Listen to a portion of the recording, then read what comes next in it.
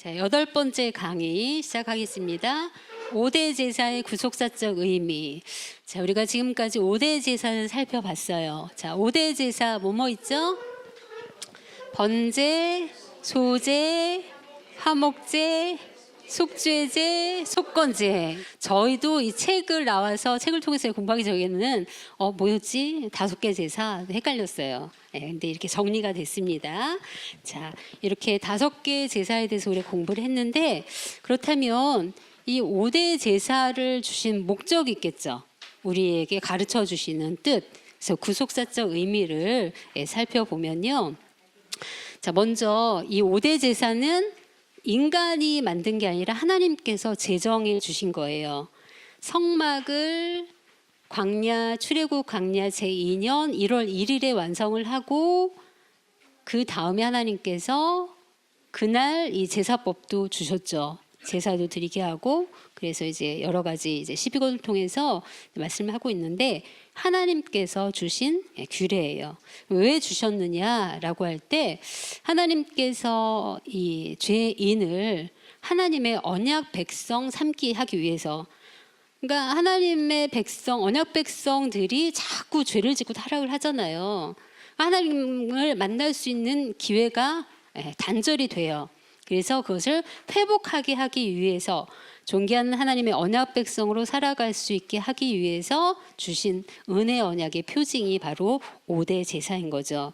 그런데 이 모든 제사들은 궁극적으로 누구를 가르치느냐? 바로 예수 그리스도 한 분을 가르치고 있어요. 자, 번제를 통해서 볼 때, 번제는 이 모든 제물을 다 완전히 불살라서 드리는 제사잖아요. 그래서 이 번제는 예수 그리스도의 온전한 희생을 의미를 한다. 소제는 곡식이 가루가 되어서 빻아져서 소제, 곡식으로 드려지는 제사가 소제죠. 이것처럼 예수님께서 자신의 몸을 산산히 부수어서 제물로 드리는 예수 그리스도의 온전한 헌신을 보여주는 게 소제예요.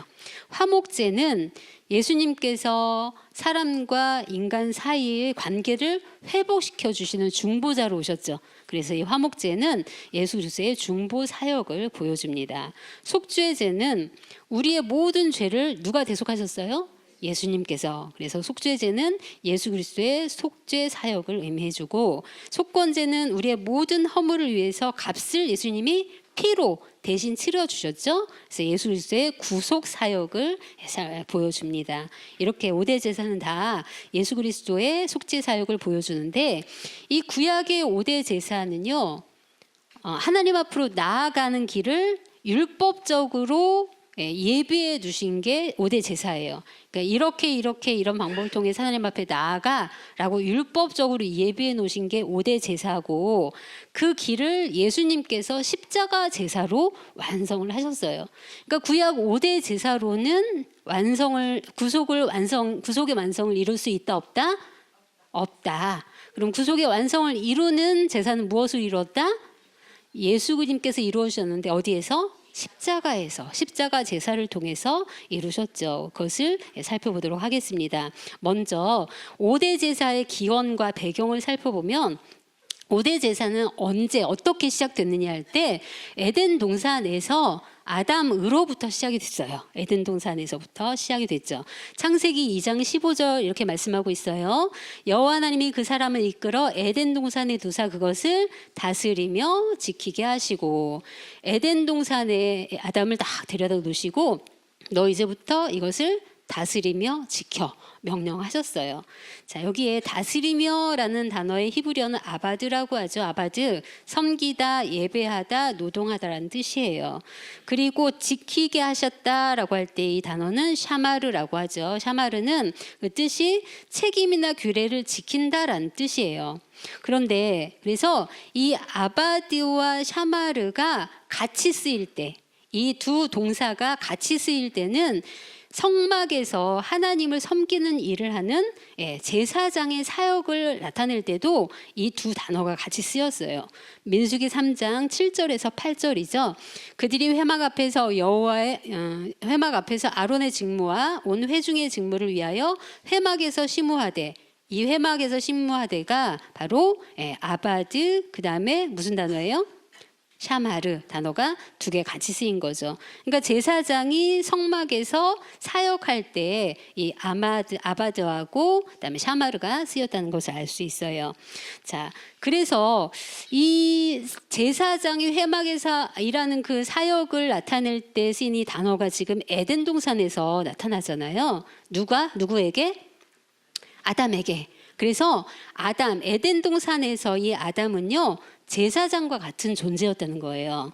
그래서 제사장처럼 하나님을 섬기는 영원한 규례의 사명자였다는 것을 보여주고 있죠. 자, 그런데 창세기 2장 17절에 하나님께서 아담에게 뭐라고 말씀하고 있죠? 창세기 2장 17절에는 선악을 알게 하는 나무는 먹지 마. 먹는 날에는 반드시 죽어. 명령을 하셨어요. 자, 그런데 이 명령을 지켰어요? 하나님께서 선악과 먹지 말라는 금령을 주셨는데 그 금령을 아담이 깨트렸죠. 하나님의 금령을 깨트렸을 때는 어떤 제사를 드려요? 이 앞전에 배웠잖아요. 속건제. 그리고 이웃의 물건을 훔치거나 손해를 끼쳤을 때 무슨 제사? 속건제. 그래서 아담이 하나님의 금령을 범했다. 바로 속건제에 해당하는 제사를 드려야 되는데, 여하튼 간에 이 아담이 선악과를 먹지 말라는 금령을 범하고 말았죠. 그래서 로마서 5장 12절에 보시면 아담 한 사람이 죄를 지어서 아담 한 사람이 죄인이 된 줄 알았더니 아담 한 사람으로 말미암아 세상에 죄가 세상에 들어왔대요. 그래서 사망이 왔는데 모든 사람이 죄를 지었으므로 사망이 모든 사람에게 이르렀다. 이렇게 말씀하고 있죠. 그러니까 아까도 말씀드렸지만 아담의 죄가 조상들에게 그리고 우리에게까지 전가되고 있다는 것을 말씀해 주고 있어요. 그래서 로마서 6장 23절에는 죄의 삭슨 사망. 그래서 모든 사람, 죄로 인해서 모든 사람이 다 사망에 이르게 된 거죠.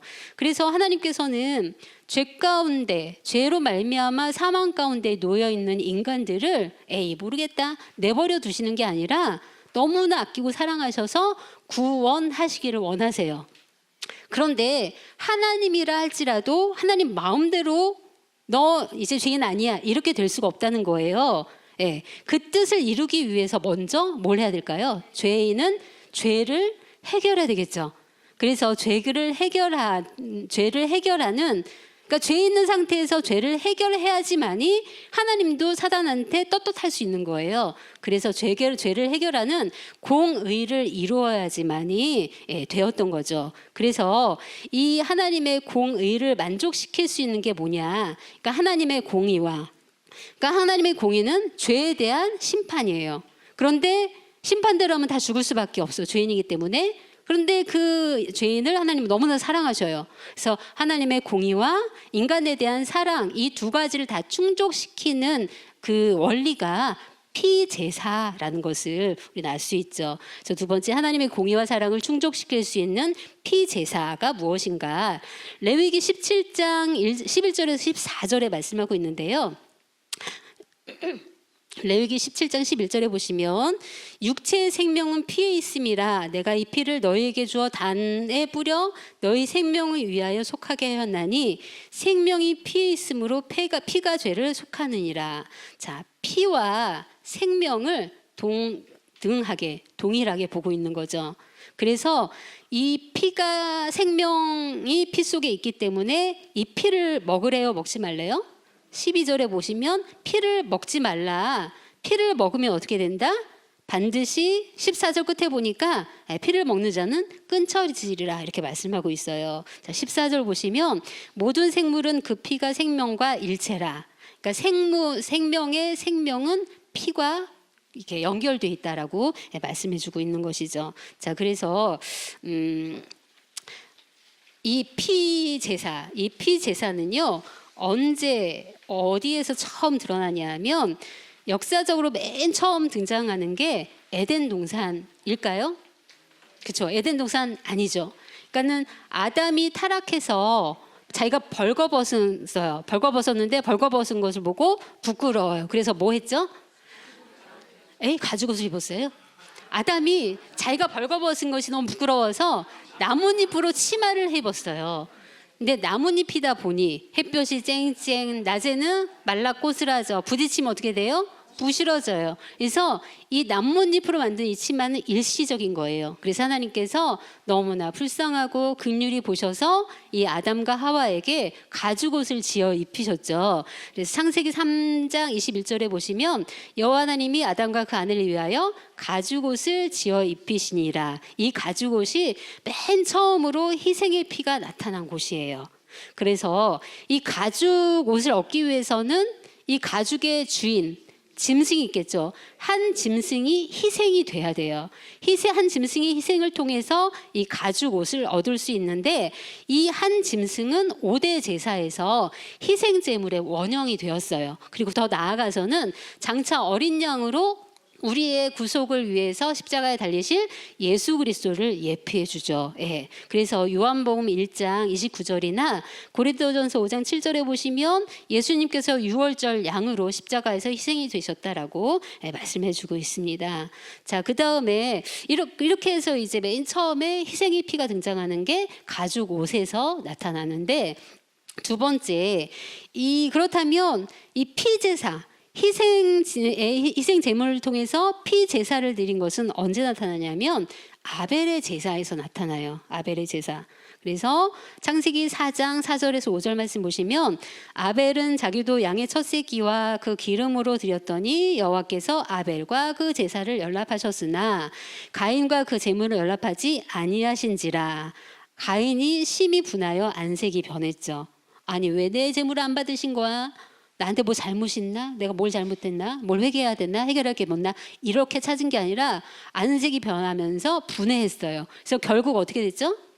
8절에 보시면 돌로 아벨을 쳐 죽였어요. 네. 그래서 이 아벨이 드린 제사, 양의 첫 새끼와 기름을 드렸잖아요. 네. 이 양의 첫 새끼와 드린 그 기름이 바로 희생 제사, 피 제사였던 거죠. 자, 이것은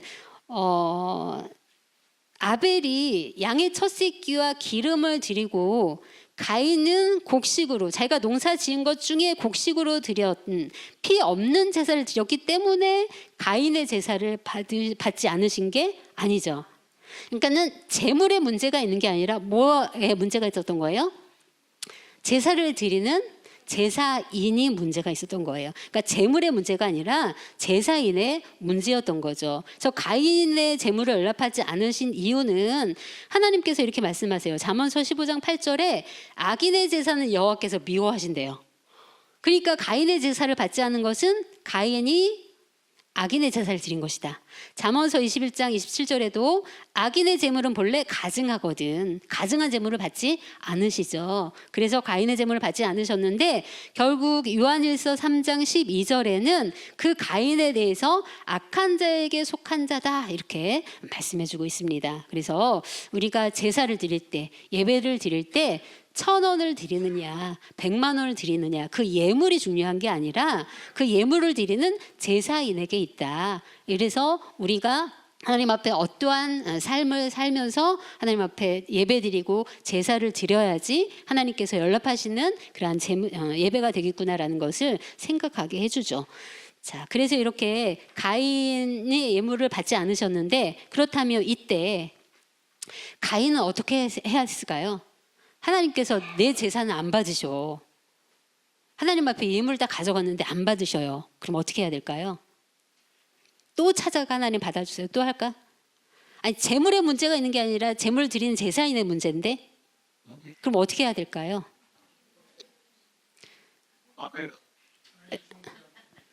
그런 거 있잖아요.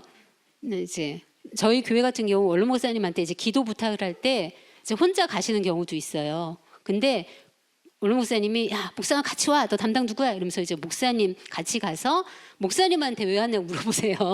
그러면 목사님이 이런 문제로 왔습니다. 이렇게 얘기해 드리면 듣고 기도해 주시고 안수해 주시고 그럼 또 문제가 해결되고 이러거든요.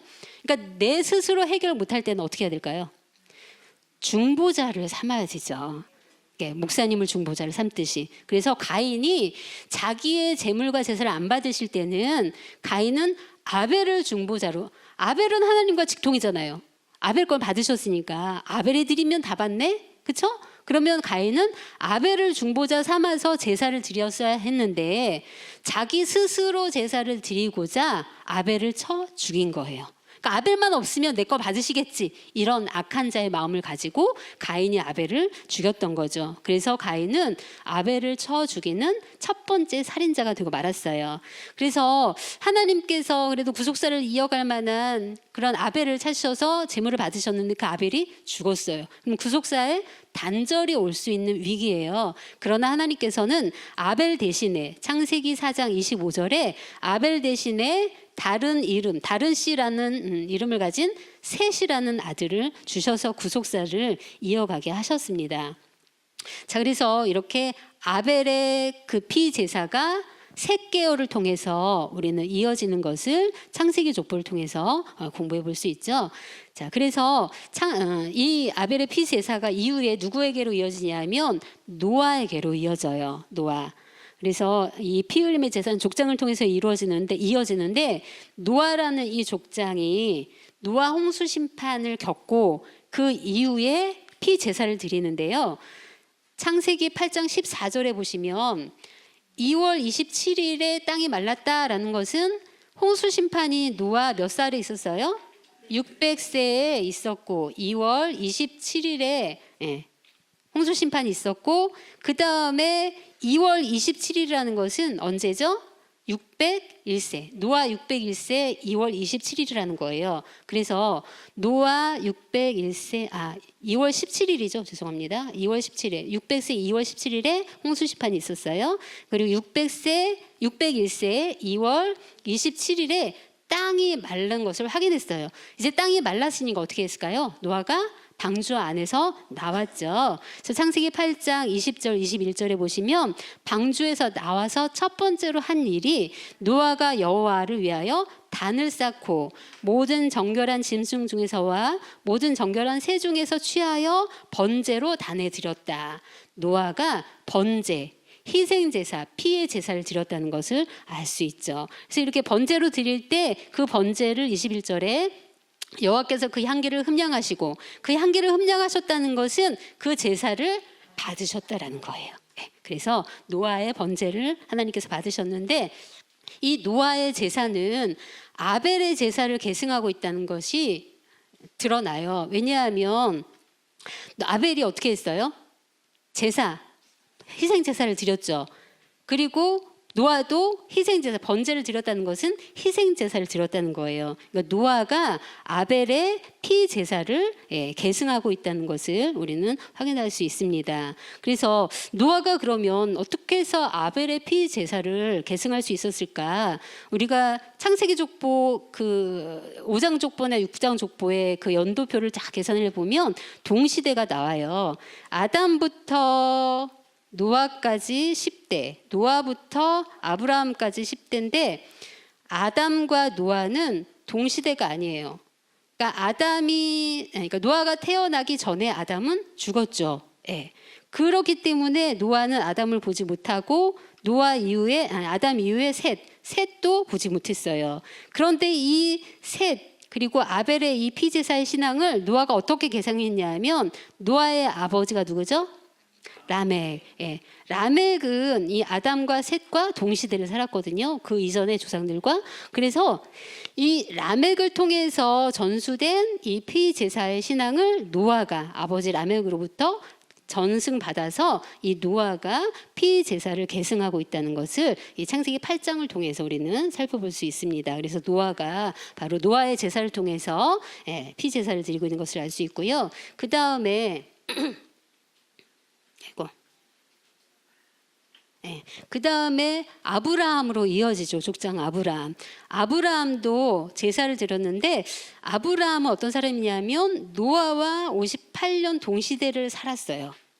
그래서 아브라함이 노아와 동시대를 살면서 이 피제사에 대한 이 신앙을 계승했다는 것을 알 수 있는데 창세기 12장 4절에 보시면 창세기 12장 1절에 하나님께서 너에게 지시한 땅을 떠나라고 말씀하실 때는 하란에 있을 때예요.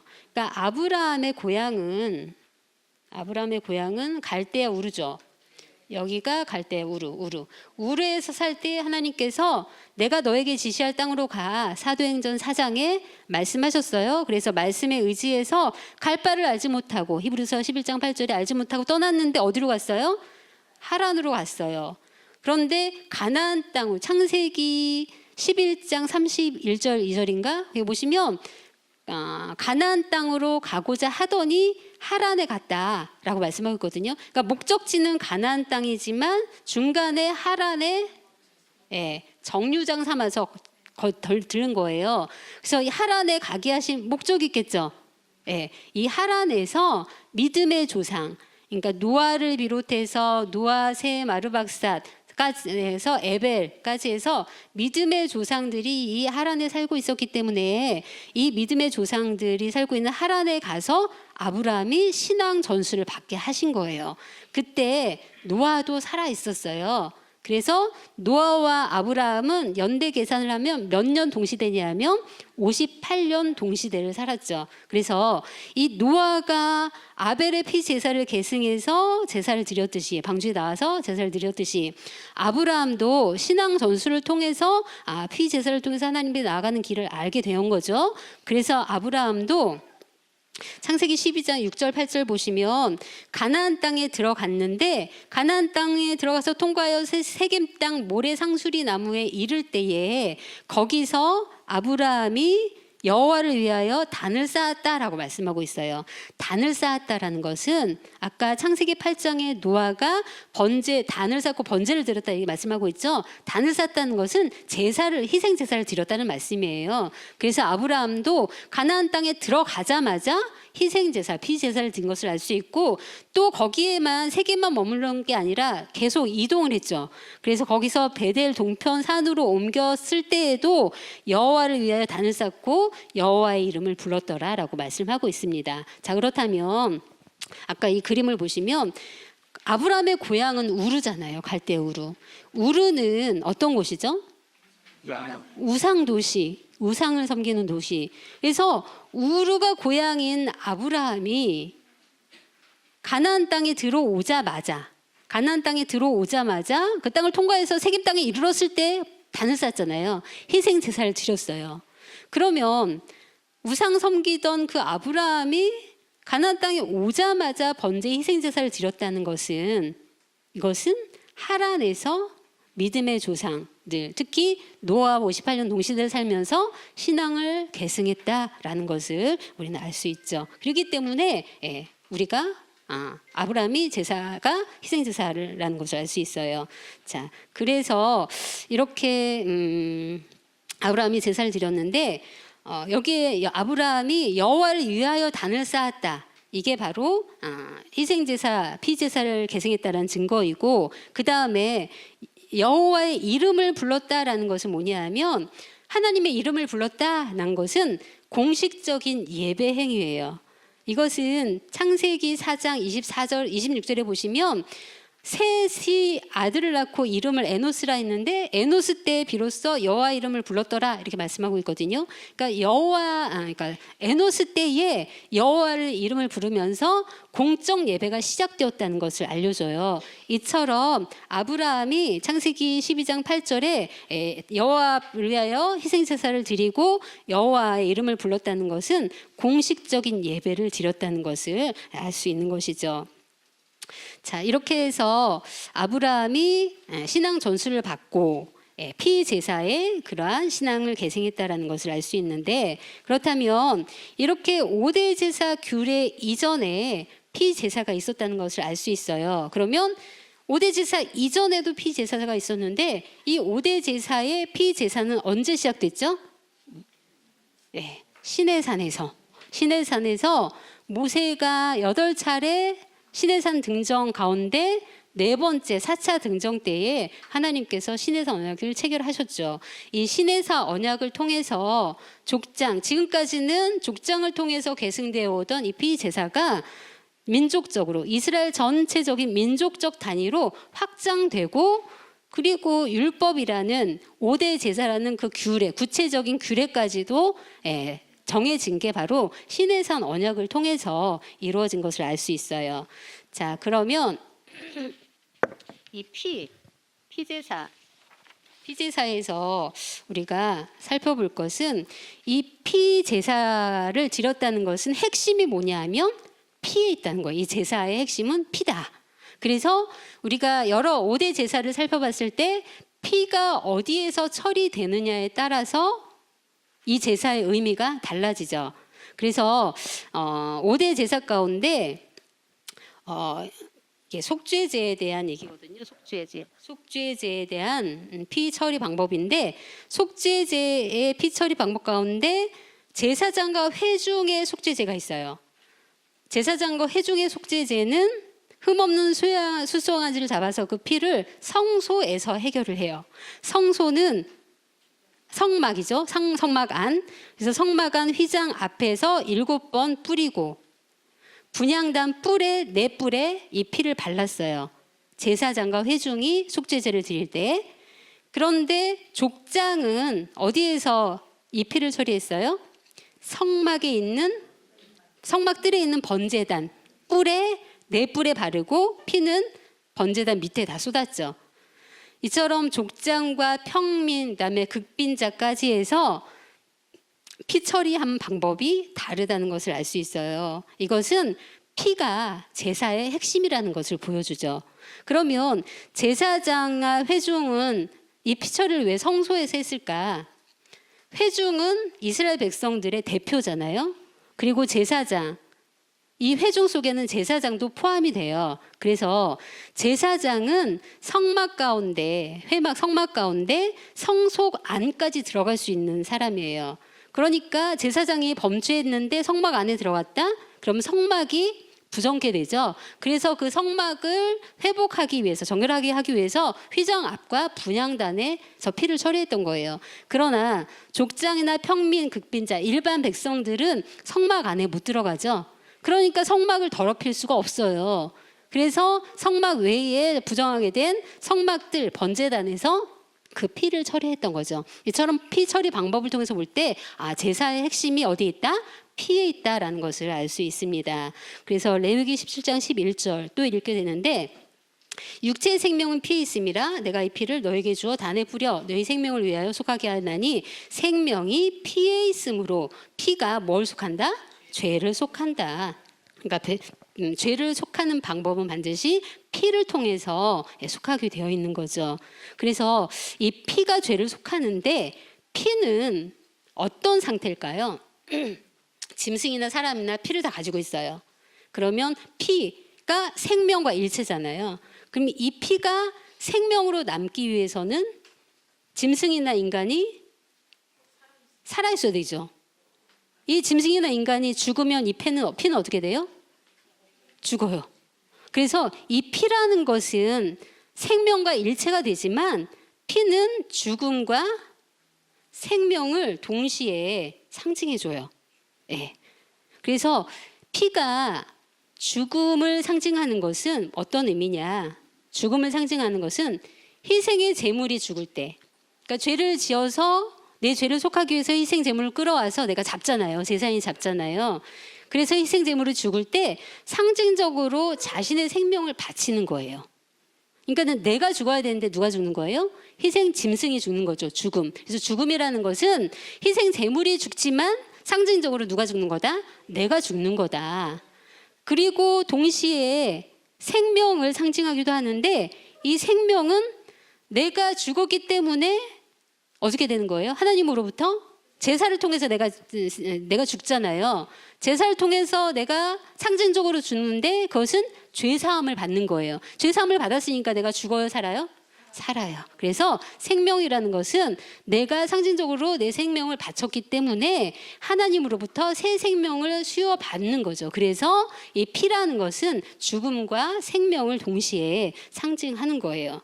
그래서 히브리서 9장 22절에 보시면 율법을 쫓아 거의 모든 물건이 피로써 정결케 되나니 피 흘림이 없은즉 사함이 없느니라. 그래서 피를 흘림으로 죽고 피를 흘림으로 다시 새 생명을 얻게 되는 정말로 신비롭고 놀라운 하나님의 은혜의 율법이었던 거죠. 그런데 이렇게 내가 죽어야 되지만 희생 제물이 대신 죽어요? 그것은 내가 죽는 거하고 똑같아요? 그래서 그 동시에 내가 다시 살아나요. 그렇죠? 이렇게 새 생명을 얻기 위해서 단 하나 필요한 게 있어요. 그러니까 희생제물을 잡아서 죽어요. 그럼 그거 내가 사는 거예요. 이렇게 되기 위해서 한 가지 중요한 게 있다는 거죠. 뭘까요? 하나님의 말씀대로, 규례대로 지킬 때. 그러니까 속죄제는 속죄제의 규례대로, 화목제는 화목제의 규례대로, 이렇게 하나님께서 5대 제사를 통해서 주신 그 규례대로 제사를 드릴 때 이 모든 그런 효력이 나타나는 거죠. 자, 그런데 열왕시대에는 이 규례를 지키지 않았어요. 그래서 열왕기하 23장 12절에 보시면 아하스 왕 시대에, 유대의 아하스 왕 시대의 아하스는요, 여호와의 전 두 마당에 세운 단들을 헐어버렸대요. 그리고 빻아 내려서 가루를 기드론 시내에 다 쏟아버렸대요. 그러니까 하나님의 말씀을 지키지 않은 거죠. 하나님의 규례대로. 그러니까 하나님의 규례라는 것은 단은 어디에 있어야 돼요? 번제단은 회막 앞에 있어야 되고, 물두멍은 번제단과 회막과 중간 사이에 있어야 돼요. 그게 모세의 장막을 지을 때 그 규례예요. 그래서 옮기면 안 되죠. 그런데 그 단들을 헐고, 또 역대하 28장 24절에 보시면 전의 기구들을 모아 회파하고 전문들을 닫고, 이렇게 말씀의 규례대로 지키지 않았던 거죠. 바로 정말 하나님께서 우리에게 주신 그 말씀의 규례, 말씀대로 지키지 않은 것, 이것은 분명히 죄잖아요. 왜 죄냐 하면, 아니 뭐 번제단을 뭐 조금 옮기는 게 뭐가 죄가 돼? 물두멍을 좀 옮기는 게 뭐가 죄가 돼? 아니 양이 없으니까 그냥 뭐 이렇게 좀 비슷한 거 이렇게 지내는 게 뭐가 죄라고 할 수 있지만, 말씀의 규례대로 지키지 않는 것, 그것이 바로 죄라는 거죠. 왜냐하면 히브리서 8장 5절에 이렇게 말씀합니다. 히브리서 8장 5절에 너희가 섬기는 것은 하늘에 있는 것의 모형과 그림자라. 너희의 섬기는 것, 지금 이스라엘 백성들이 성막과 제사와 제사장 통해서 하나님을 섬기고 있어요. 이 섬기는 모든 것들이 하늘에 있는 것의 모형과 그림자래요. 그러면 이 땅에 있는 것은 그림자고 참은 어디에 있다는 거예요? 하늘에 있다. 그래서 모세가 장막을 지려할 때 지시하심을 어둠과 같이 가라사대 상가 모든 것을 산에서 내게 보이던 본을조차 지으라 하셨느니라. 하나님께 말씀하신 대로 모세는 지었던 거예요.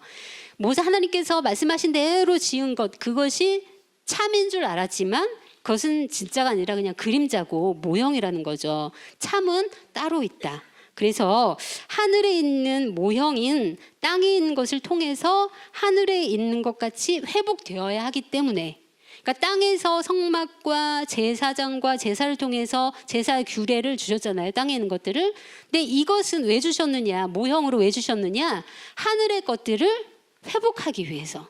그러니까 이것을 통해서 하늘의 것을 회복하게 하기 위해서 주셨는데, 열왕시대에는 그 규례를 다 깼잖아요. 단들을 헐고 빻고 문을 닫아버리고, 그것이 바로 죄였던 거죠. 그래서 파괴했기 때문에 결국 열왕시대 이후에 어떤 시대가 도래해요? 바벨론 포로 시대가 도래해요. 그래서 이스라엘 백성들은 바벨론으로 끌려가고, 하나님의 성전은 파괴되고, 하나님 앞에 제사를 드리는 제사장도 끌려가고 제사도 드리지 못하게 되고, 결국 그 모든 것들의 결론은 뭐냐? 하나님과의 단절이죠. 성전이 없어지고 제사가 없어졌다는 것은, 제사는 하나님을 만날 수 있는, 그래서 언약 백성으로서 살게 하게 하신 은혜의 언약의 표징이었잖아요. 근데 그것이 다 사라졌다는 것은 하나님을 만날 수 있는 길이 단절되었다는 것을 보여주죠. 그런데 그것이 끝이 아니라 70년 이후에 어떻게 했어요? 다시 돌아왔어요. 바벨론 포로 귀환했어요. 근데 바벨론 포로 귀환을 해서 제일 처음에 한 게, 그러니까 바벨론 포로 귀환의 목적이 뭘까요? 1차 귀환의 목적은 성전을 짓는 거, 회파된 성전을 예루살렘 그 터에 짓는 게 목적이었는데, 이스라엘 백성들은 돌아와서 제일 처음에 한 일이 무엇일까요? 에? 뭐 여기저기 말씀하시는데, 자, 에스라 3장 1절에서 4절 보겠습니다. 에스라 3장 1절 4절 보시면, 이스라엘 자손이 그 본성에 거하였더니 7월에 이르러 일제히 예루살렘에 모인지라. 그러니까 이스라엘 백성들이 7월 이전에 본성 예루살렘에 도착했는데, 그러니까 가나안 땅에 돌아와 귀환을 했는데 본성에 7월에 모였다라고 말씀하고 있죠. 예루살렘에 모였다고 말씀하고 있죠. 모여서 한 일이 뭐냐라고 할 때, 요사닥의 아들 예후수아와 그 형제 제사장들과 스알디아를 스룹바벨과 그 형제들이 다 일어나 이스라엘 하나님의 뭘 만들었대요? 단을 만들고 하나님의 사람 모세의 율법에 기록한 대로 번제를 그 위에 드리려고 단을 세웠다라고 말씀하고 있어요. 자, 이스라엘 백성들의 포로 귀환의 목적은 성전 재건이에요. 그런데 성전 재건보다 먼저 한 일이 뭐예요? 단을 세웠대요. 번제단을 세웠대요. 번제단을 세우고 그 위에 번제를 드렸다고 말씀하고 있죠. 그러면 이것은 성전을 세우는 일보다 뭐가 먼저였던 거죠? 제사, 피제사가 먼저였다는 것을 알 수 있어요. 왜 그럴까요? 왜냐하면 하나님께서 성전을 세우기 하기 위해서 돌아오게 하셨지만 이 성전을 짓기 위해서는 어떻게 해야 될까요? 성전을 짓기 위해서는 하나님의 언약 백성으로서의 모습을 회복해야 돼요. 그것이 제사를 통해서 이루어져야 하잖아요. 그래서 제사를 드리기 위한 제단을 먼저 세우고 하나님의 언약을 붙잡고 성전 재건 역사를 시작했던 거죠. 자, 그래서 성전보다 단을 먼저 세웠다는 것을 알 수 있고, 그래서 피제사가 귀한 이후에 먼저 회복이 되었다. 그러나 그 이후에 어떤 시대가 도래하냐면 셀류쿠스 시대가 도래해요. 프톨레미 셀류쿠스. 그러니까는 헬라 지배 시대가 되면서 네 왕이 각각 나라를 차지하고 나라의 지도자가 돼서 결국은 나중에는 프톨레미 나라와 셀류쿠스 나라. 나중에는 프톨레미가 먼저 지배를 하다가 또 이후에 셀류쿠스가 지배를 하고 이스라엘의 역사가 이렇게 흘러가요. 오건을 통해서 볼 때. 그래서 그 이후 이제 셀류쿠스 시대가 도래했을 때 셀류쿠스 시대에 제일 악질인 왕이 있었어요. 누굴까요? 안티오코스 에피파네스. 그러니까 에피파네스는 안티오코스의 별명인데 자기가 별명을 그렇게 지은 거예요. 안티오코스 에피파네스라고. 그래서 그때에 그 안티오코스 4세가 매일 드리는 제사를 폐했죠. 그리고 성전에 제우스 신상을 세우면서 성전을 더럽혔어요.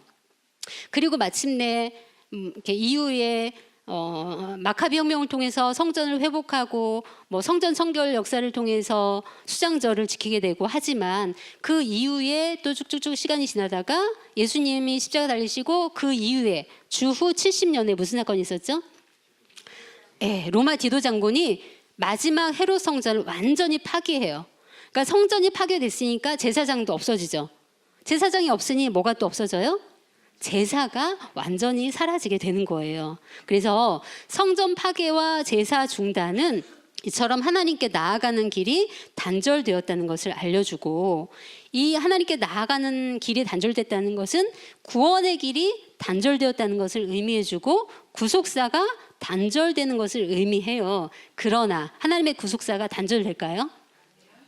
이렇게 5대 제사를 통해서 드려지는 피제사는 주 70년 로마 디도 장군에 의해서 끝이 막을 내렸지만 이 5대 제사의 궁극적으로 우리에게 주시는 5대 제사를 통해서 우리에게 알려주신 것은 예수 그리스도의 무슨 제사? 십자가 제사. 그래서 마지막 성전인 이 헤롯 성전이 완전히 회파되기 이전에 예수님께서는 이 5대 제사의 완성으로 십자가 제사를 드리셨어요. 언제? 주후 29년에. 주 29년에 십자가 제사를 드리셨죠. 그래서 히브리서 10장 1절에 보시면, 히브리서 10장 1절에 율법은 장차 좋은 일의 그림자요 참 형상이 아니다라고 말씀하고 있죠. 이 율법은 뭐가 또 속히냐면 5대 제사가 또 이거에 속해요. 그러니까는 다 모든 율법이지만 그중에 5대 제사를 볼 때도 5대 제사는 장차 오는 좋은 일의 그림자죠. 참 형상이 아니에요. 그래서 히브리서 10장 11절에 보시면 제사장마다 매일 서서 섬기며 자주 같은 제사를 드리되 이 제사는 언제든지 죄를 없게 하지 못한다. 왜 이 5대 제사가 장차 오는 좋은 일의 그림자냐? 이 5대 제사를 통해서는 이 죄를 완전히 없이 하지 못하기 때문에, 그러니까 죄의 근본을 해결하지 못한다. 뭐가? 이 5대 제사가. 그래서 5대 제사를 드려왔지만, 피 제사를 드려왔지만 그것은 그 죄의 근원을 완전히 해결하지 못하는 제사였다. 그러나 그래서 그 제사는 장차 오는 일의 그림자고, 그래서 희생 제사를 잡아드리는 그 희생 제물 짐승을 잡아드리는 희생 제사는 영원한 속죄 제물이 되시고 또 영원한 대제사장이 되시는 예수 그리스도의 속죄 사역의 그림자가 되는 거예요. 그래서 이 5대 제사는 그림자고 참 형상은 뭘 통해서 이루어진다고요? 예수님의 십자가 구속을 통해서. 그래서 예수님께서는요, 아무 죄가 없으시죠. 아무 죄 없으신 흠없는 어린 양이에요. 그래서 흠없는 완전한 제물이 되셨죠. 그래서 우리가 이 구약 제사처럼 반복할 필요가 없는 그런 죄를 없이 하는 영원한 제사를 예수님께서 십자가에서 이루셨다라는 것을 알 수 있습니다. 그래서 큰 세 번째로 예수 그리스도의 십자가 제사로 성취된 구약 제사를 통해 살펴볼 텐데요. 자, 히브리서 10장 12절에 보시면 오직 그리스도는 죄를 위하여 한 영원한 제사를 드렸다. 그러니까 구약 제사는 죄를 지을 때마다 반복해야 돼요. 왜냐하면 죄의 근본을 이 5대 제사를 통해서는 해결할 수 없기 때문에. 그러나 예수님은 죄를 위해서 한 영원한 제사를 드렸다. 이것이 바로 십자가 제사라는 것을 알 수 있습니다. 그래서 예수님께서 최후 만찬 자리에서도 예수님 자신의 죽음이 구약 시대의 모든 언약, 모든 제사의 언약적 성취임을 이 성만찬을 통해서 우리에게 알려주셨어요. 마태복음 26장 26절 28절 보시면 저희가 먹을 때 떡을 가지사 축복하시고 떼어 제자들에게 주며 가라사대 받아 먹으라 이것이 내 몸이니라 하시고 또 잔을 가지사 사례하시고 저에게 주시며 가라사대 다 이것을 마시라 이것은 죄 사함을 얻게 하려고 많은 사람을 위하여 흘리는 바 나의 피 곧 언약의 피니라. 그래서 성만찬을 통해서 주신 이 언약의 피가 바로 예수님의 십자가를 지금 예고하고 있는 말씀이잖아요. 그래서 이 십자가를 통해서 영원한 이 언약의 완전 성취를 이루었다는 것을 우리에게 보여주고 있습니다. 그래서 예수님께서 십자가에 달리시고 그 십자가에서 머리에 가시관, 그 가시관을 통해서 흘러나오는 피가 얼굴을 타고 목을 타고 또 옆구리에 창이 찔려가지고 온몸을 타고 흘러내려서 나무 십자가를 통해서 땅에 떨어졌죠. 그 십자가. 그래서 예수님은 피 뿌린 옷을 입으신 거예요. 그러니까 예수님께서 십자가 달리셨을 때 그림이나 모형을 보면 이렇게 팬티 같은 거 입고 계시잖아요. 근데 실오라기 하나 안 걸치셨대요. 대신 어떤 옷을 입으신 거예요? 피 뿌린 옷을 입으신 거예요. 그래서 요한계시록 19장 13절에 보시면 그가 피 뿌린 옷을 입었다라고 말씀하고 있죠. 그러면 예수님께서 십자가에서 피 뿌린 옷을 입었을 때 사단이 당시 종교 지도자들을 사단이 꾀고 종교 지도자들의 그런 선동과 전략에 의해서 백성들이 예수님을 십자가 죽이시오 선동해서 결국 예수님이 십자가 피 뿌린 옷을 입게 됐잖아요. 그러면 이 피 뿌린 옷을 입으신 이 예수님은 패배자일까요? 성경은 요한계시록 19장 16절에 13절에 피 뿌린 옷을 입었는데 그분은 16절에 그 옷과 다리에 이름이 쓴 것이 있는데 만왕의 왕이요 만주의 주라. 피 뿌린 옷을 입으신 그분은 패배자가 아니라 만왕의 왕이시고 만주의 주라고 말씀하고 있습니다. 그래서 그 예수님은 패배자가 아니라 완전 승리자라는 것을 알 수 있죠. 그래서 골로새서 2장 14절에서 15절에도 이렇게 말씀하고 있어요. 우리를 거스리고 우리를 대적하는 의문에 쓴 증서를 도말하시고, 자, 우리를 대적하는 의문에 쓴 증서가 뭘까요? 구약 율법, 내려오는 구약 율법을 의문에 쓴 증서라고 해요. 그 율법을 도말하시고 그 율법 속에는 제사, 5대 제사도 있겠죠. 그래서 그것을 도말하시고 십자가에 못 박히시고 정사와 권세를 버려 밝히 드러내시고 뭘로? 십자가로 뭐 했대요? 승리하셨느니라. 그래서 예수님께서 십자가에서 이루신 십자가 제사는, 그래서 십자가 제사를 통해서 입으신 피 뿌린 옷은 예수님께서 패배자로 서신 게 아니라 완전한 승리자로, 그래서 예수님의 십자가 제사는 완전 성취, 구약 언약의 완전 성취라는 것을 믿으시기 바랍니다. 그래서 이렇게 예수님께서 십자가를 통해서 온전한 성취를 이루셨어요. 그렇다면 로마서 12장 1절에 우리가 예수님께서 우리에게 십자가를 통해서 온전한 성취를 주셨다면 우리는 어떻게 살아야 할까? 로마서 12장 1절에 보시면 뭐라고 말씀하고 있어요?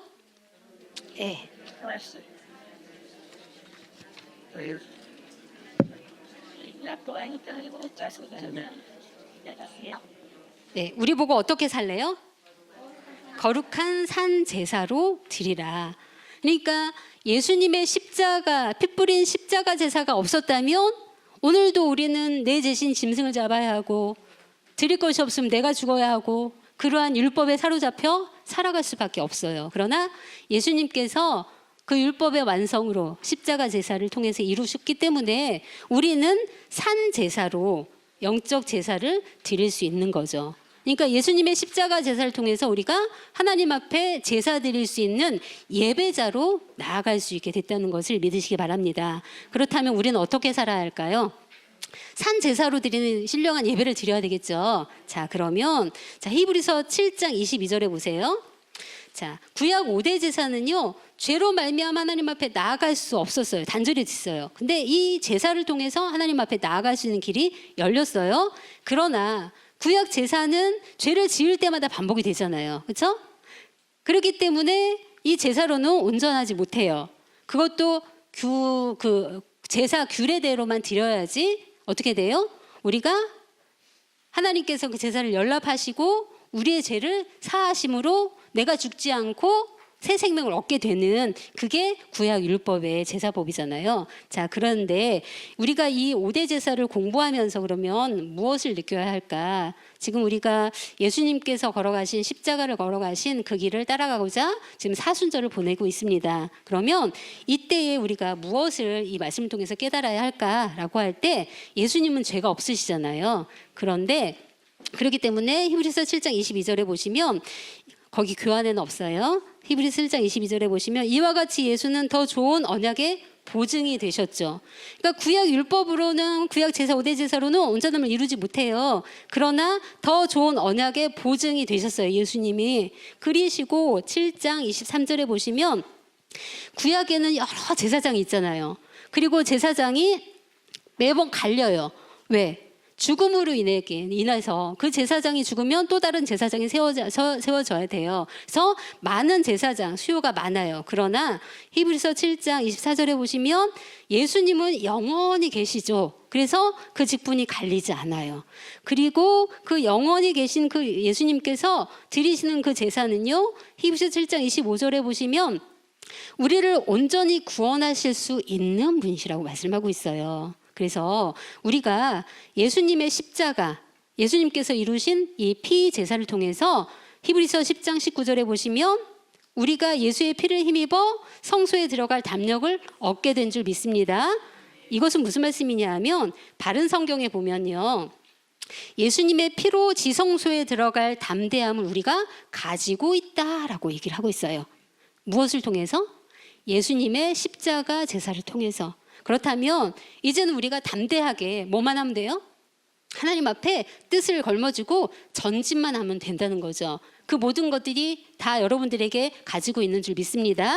그래서 우리는 이제 어떻게 살아야 되느냐, 시편 146편 5절에 보시면, 그러니까 하나님 앞에 나아갈 수 있는 담대함이 우리에게 있기 때문에 이제 어떻게 우리가 살아야 하냐면, 야곱의 하나님으로 자기 도움을 삼으며 여호와 자기 하나님에게 그 소망을 두는 자는 뭐 있대요? 복이 있다. 그래서 하나님으로 우리의 도움을 삼고 여호와 하나님께 우리가 소망을 둔다면 시편 107편 3절 말씀처럼 우리가 평온함 가운데 기뻐함으로 우리를 소원의 항구로 다 인도해 줄 줄 믿습니다. 그렇다면 우리가 마지막에 성취해야 될 소원이 뭘까? 여러 가지가 있겠지만 마지막 소원의 항구는요, 변화예요. 하나님께서 허락하신 구원과 변화. 그래서 우리가 예수 그리스도의 십자가 제사를 믿고 십자가를 의지하여서 정말 하나님의 도움을 삼을 때, 우리의 도움을 삼을 때 우리를 반드시 소원의 항구로, 기쁨과 평안한 가운데 소원의 항구로 다 인도하시는 승리의 삶이 될 줄 믿습니다. 기도하고 마치겠습니다. 고맙고 감사하신 살아계신 아버지, 감사합니다. 오늘도 목회자 구속사 아카데미를 통해서 아버지 하나님께서 뜻을 두시고 세워주신 사역자들을 통해서 말씀이 전 세계 열방으로 뻗어갈 수 있는 터전을 마련해 주시니 감사함을 드립니다. 오늘도 각자에게 주신 이 말씀이 아버지 하나님의 생명이 저희들에게 들어와서 열매가 되게 하여 주시고, 우리 아버지 하나님의 말씀의 능력을 온전히 힘입어서 가는 곳곳마다 우리 아버지께서 바라시고 원하시는 구속의 말씀이 전파될 수 있도록 축복하여 주시옵소서. 내가 지금 사는 것은 내 속에 살아계신 예수 그리스도의 생명이 있는 줄 믿습니다. 예수님의 십자가 제사를 통해서 이루어 놓으신 아버지 그 열린 길을 통해서 우리 아버지 앞에 담대히 나아가게 하시고, 또한 저희들에게 맡겨주신 이 구속사역을 넉넉히 감당할 수 있도록 말씀의 능력과 권세와 힘을 공급하여 주시옵소서.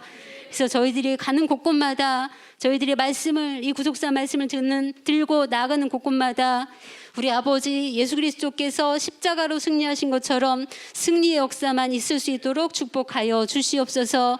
아버지 하나님, 오늘도 뿌려진 이 십자가의 복음이 저희들을 살리고 이웃을 살리고 전 세계를 살리게 된 줄 믿습니다.